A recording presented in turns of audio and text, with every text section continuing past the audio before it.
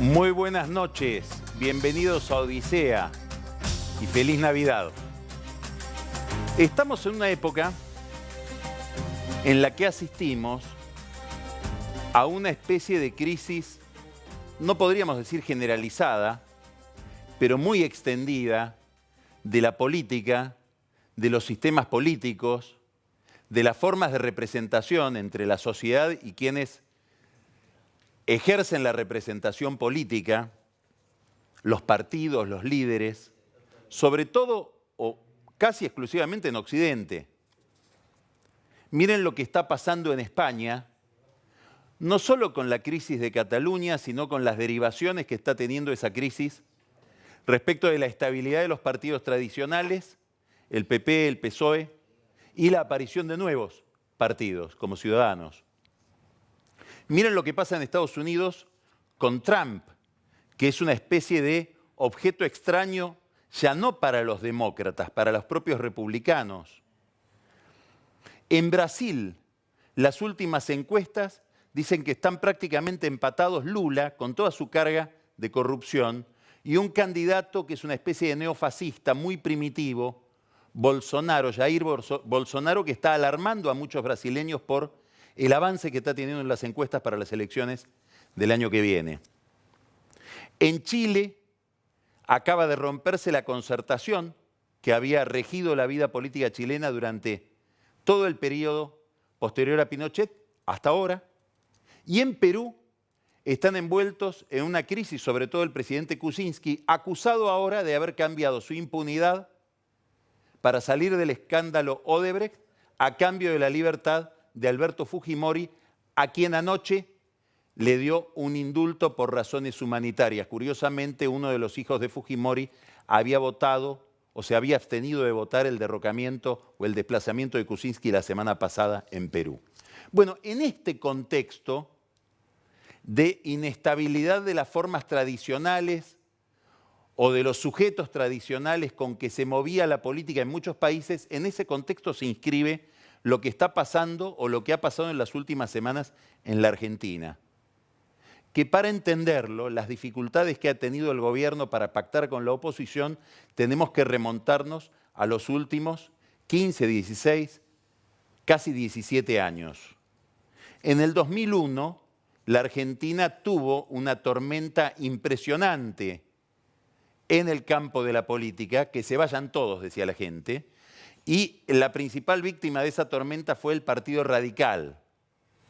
Sin la crisis del radicalismo, que había sido el instrumento por el cual los sectores medios intervenían en el proceso por más de 100 años, no se entiende la hegemonía kirchnerista y mucho menos se entiende Cambiemos. Cambiemos, que es un experimento todavía en formación, tiene el lugar que tiene en la historia presente en gran medida por la crisis que tuvo el radicalismo para representar a esas capas medias. Ahora estamos asistiendo, y lo hemos visto en las últimas semanas, a una gran crisis del peronismo. Es difícil identificar a cuándo se remonta, pero hay un síntoma.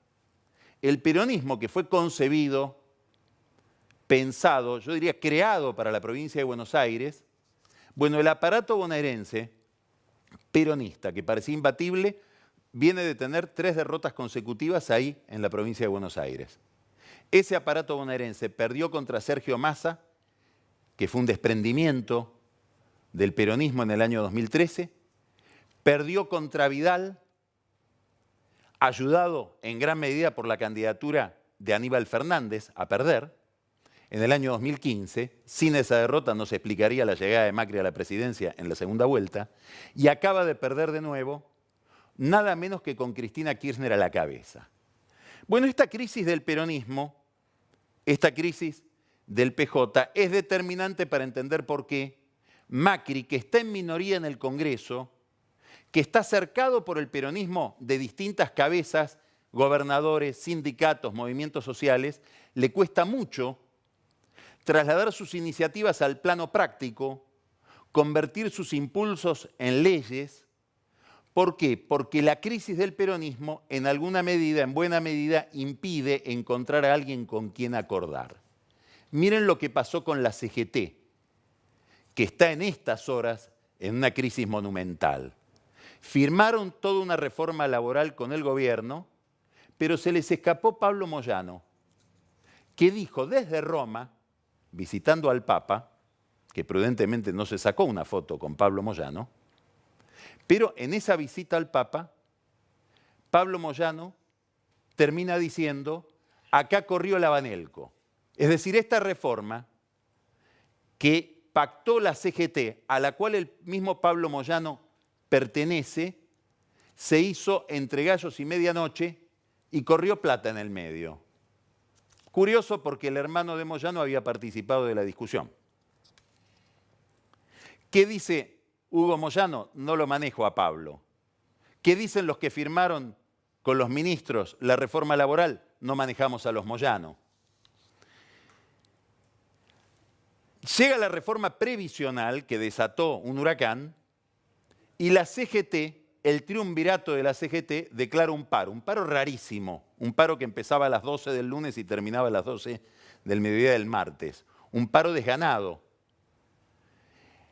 que se desencadena por la presión que la CTA, la izquierda y los propios Moyano realizaron sobre la conducción de la CGT. Claro, los sindicatos que venían de acordar con el gobierno, que no pudieron cumplir ese acuerdo porque se les escaparon los Moyano, se enojaron con los dirigentes del triunvirato, con Acuña, con Daer, con Schmidt.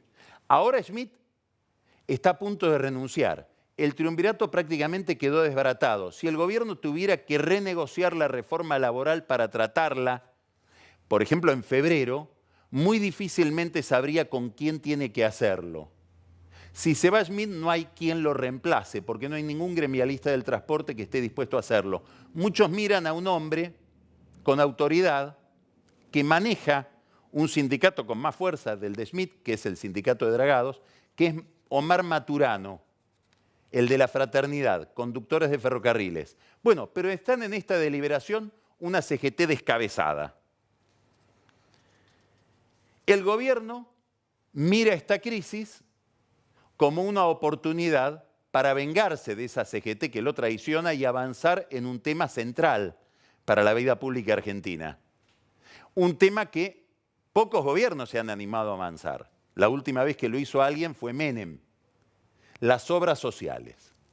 Y ahí está en carpeta para esta semana o la que viene un proyecto que es mandar una gran auditoría a las obras sociales sindicales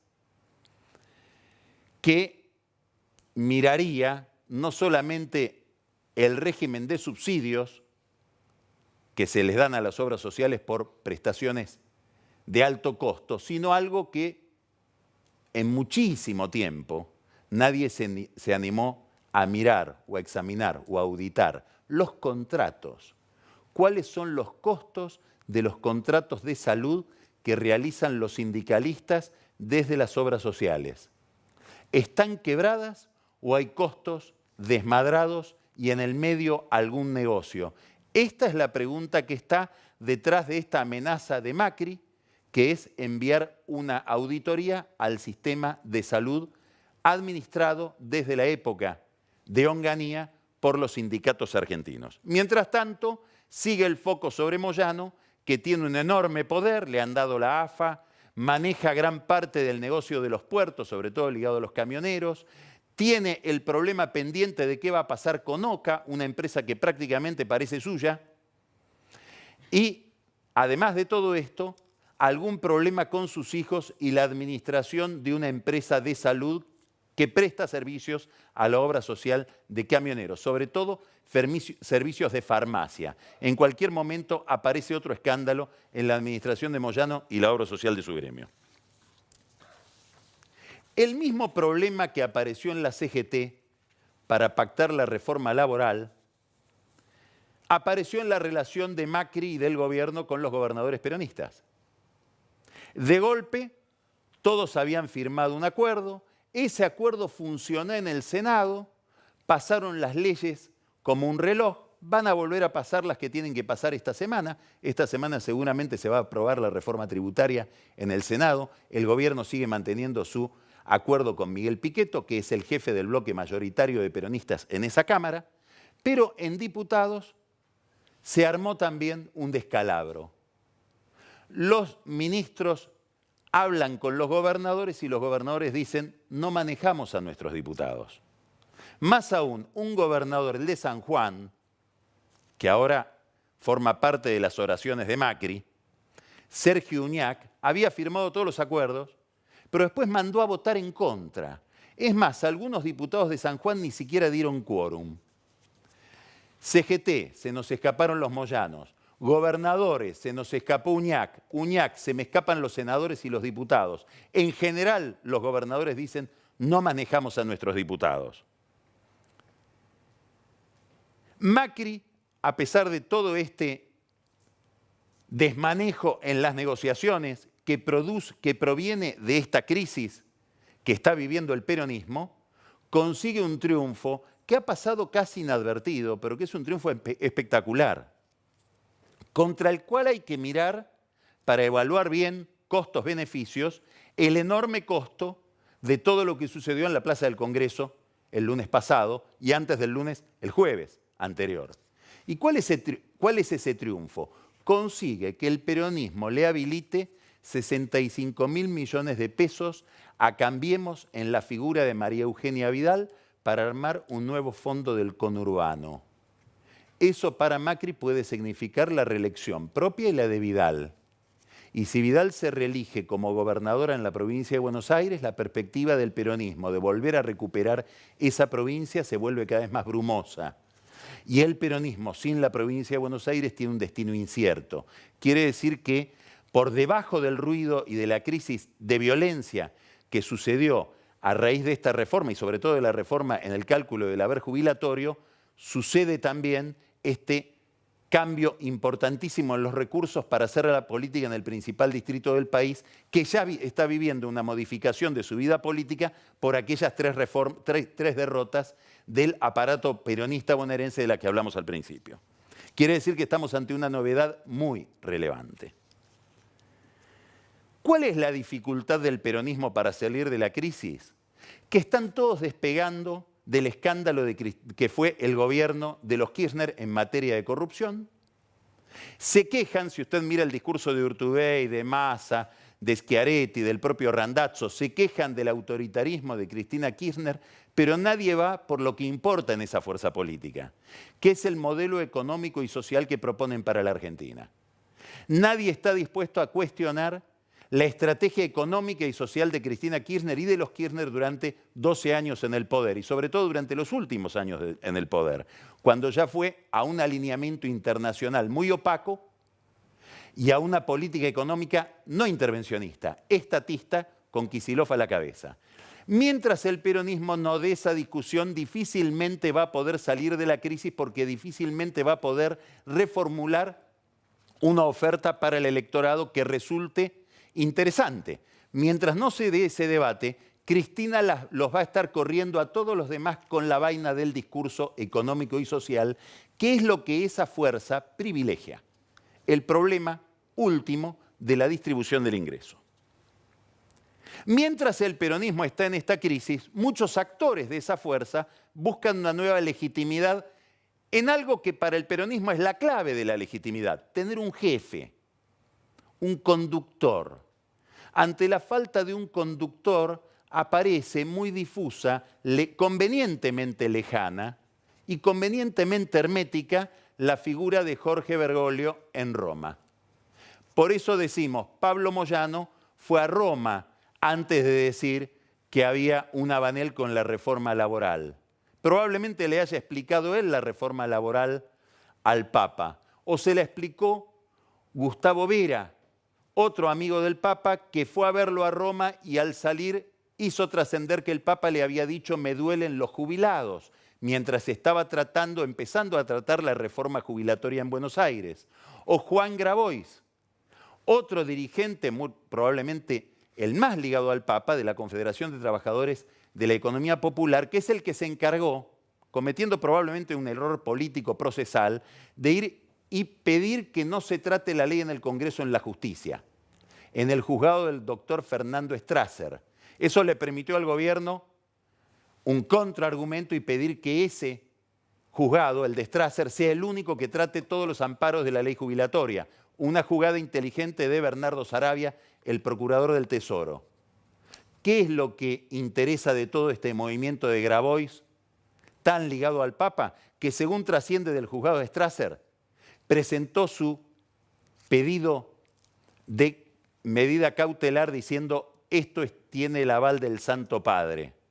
Muy probablemente el Santo Padre no le dé el aval explícito a nada, pero como Grabois es tan amigo de él, todo el sistema tiende a creer que detrás de toda esta jugada de la Iglesia, coronada por las declaraciones de Monseñor Jorge Lugones, de la Comisión de Pastoral Social, maldiciendo la reforma jubilatoria, muchos creen que toda esta jugada de la Iglesia está ordenada por el Papa. ¿Con qué criterio?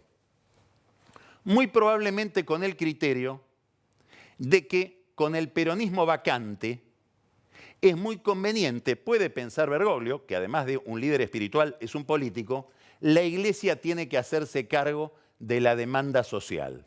No solamente porque el peronismo ya no puede formularla, sobre todo contaminado por la imagen de Cristina, sino sobre todo para que esa demanda no se radicalice hacia la izquierda. Bueno, si esta es la estrategia de Bergoglio, es probable que el Papa quede identificado con un lado de la grieta, que es lo que no quiere Monseñor Ojea, que ayer dio una entrevista en el diario Clarín diciendo lo quieren ubicar al Papa ahí. Muy probablemente los amigos del Papa terminen ubicándolo como parte de una facción, a pesar de que él predica la cultura del encuentro. ¿Qué dirán los obispos? La CGT dice se nos escapó Moyano. Los gobernadores dicen se nos escapan los diputados. La Iglesia dirá se nos escapó el Papa o los amigos del Papa. A Macri también se le escapan sus aliados, sus colaboradores, sus socios. Y en una entrevista que dio para Jorge Eliotti en el diario La Nación, una entrevista de extraordinaria importancia por su contenido, Elisa Carrió acaba de decir cosas muy picantes, muy poderosas. Carrió, que se comportó de una manera muy disidente en todo el trámite de la reforma jubilatoria. Imagínense que dijo que ella podía no votarla después de que Pichetto la había votado. Imagínense cómo se sentían los peronistas, que habían votado algo que Carrió no votaría. Después hizo trascender que iba a haber un bono, con lo cual se empezaba a desarmar la adhesión a la reforma en los propios diputados de Cambiemos, esperando que viniera el bono antes de aprobar algo más mezquino. Después dijo que ella no avalaba el DNU de Macri, porque iba a llevar a una crisis, probablemente vio lo lógico, vio lo cierto, no había juez que vaya a aprobar una cautelar, a aprobar un DNU en medio de la mar de cautelares que aún con una ley empieza a plantear esta reforma. Lo cierto es que Carrió ejerció una disidencia que ahora se profundiza.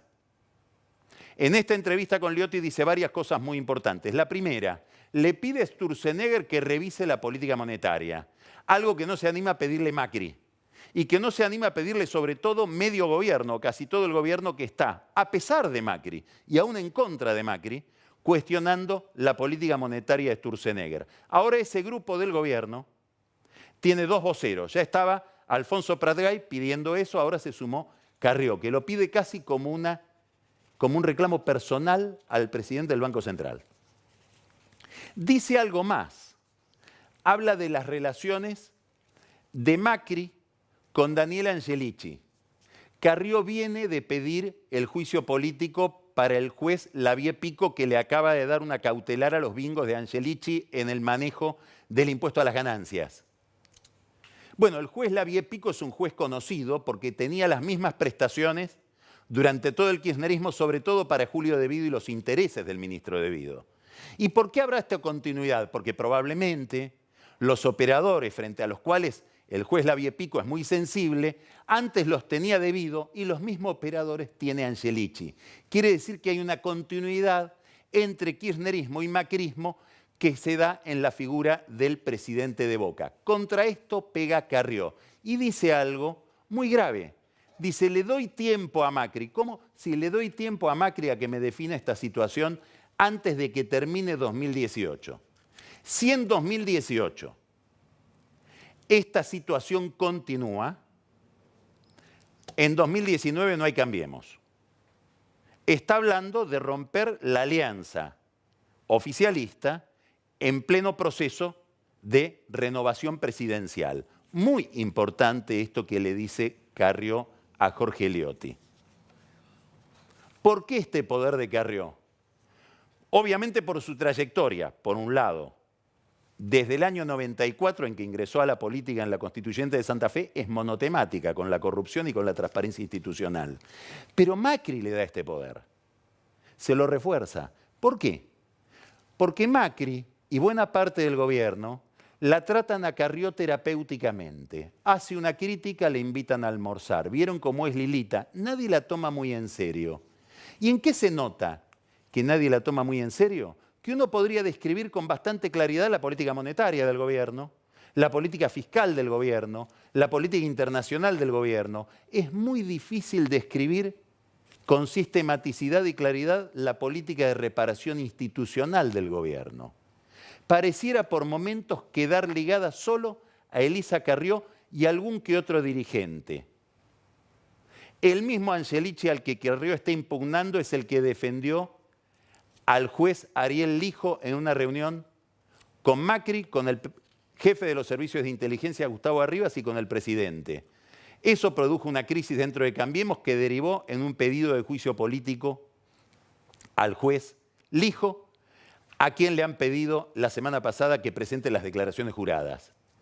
Es a los tumbos, es por acción y reacción, es por las convulsiones de Carrió que se producen determinados movimientos saludables para la vida institucional, pero no hay un programa. Y tal vez la falta de ese programa